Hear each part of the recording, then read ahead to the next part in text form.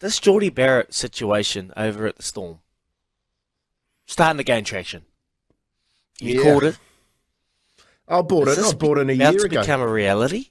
Yeah, I know, mate. I bought it a year ago, mate. Look, if anyone can make the switch to rugby league, that goes out there, you give them a rugby league ball and say play rugby league, would be there'd be two of them, be Artie Sevilla and Jordie Barrett, because they just rip in, and they've got the speed across the board that you could put them anywhere along that front line of 12 players, So I know that photo's been doing the rounds on socials with Jordie Barrett standing next to Bellyache.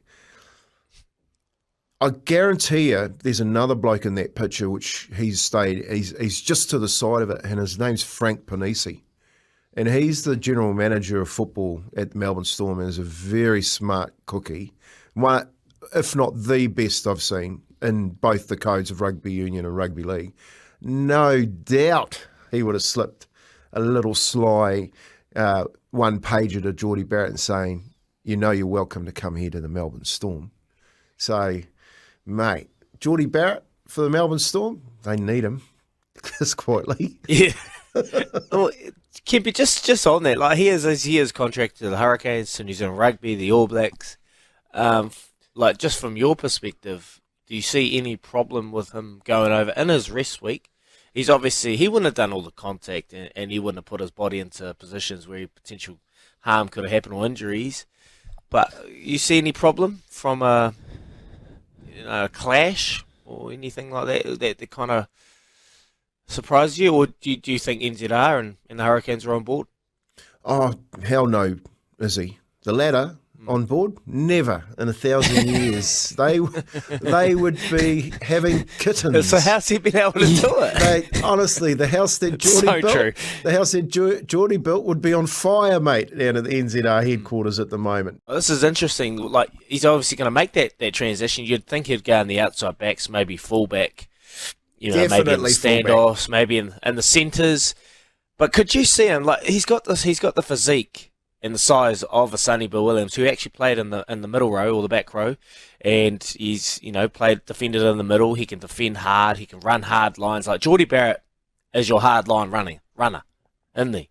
So would you put him out in the backs, or would you chuck him in the middles? No, I'd put him. Basically, I'd start him at centre because he's a really good defender, and then I'd switch. And as soon as he got his feet on the ground, I'd switch him to fullback because I want the ball in his hands and let him. Mate, he's in the. If there's a player to look at in the NRL that he would mould his game off, would be Tom Trbojevic, because I think that he's that player that when he runs, he's really hard to stop. It's just that he's going to have to get a few miles under his clock, because fullbacks these days are running for 200 plus metres and are across both sides of the field, especially in offence, you know what I mean? And it's a lot to carry. That's why you don't see players making transitions from that position to fullback quite successfully. They've spent plenty of time getting used to that running. Jordie Barrett, like the thing with Jordie Barrett is he's tough. He like you said, he runs good lines, and he's not going to stop doing that. And that's one of the things that happens. You get a couple of whacks at that level, your lines change. Your good lines change, but good players don't change their lines. That's why Joseph Suwali is going to be great, because you look at the lines he runs, he's getting tackled and hit, but it's not really affecting him. And he knows eventually he'll go through. SENZ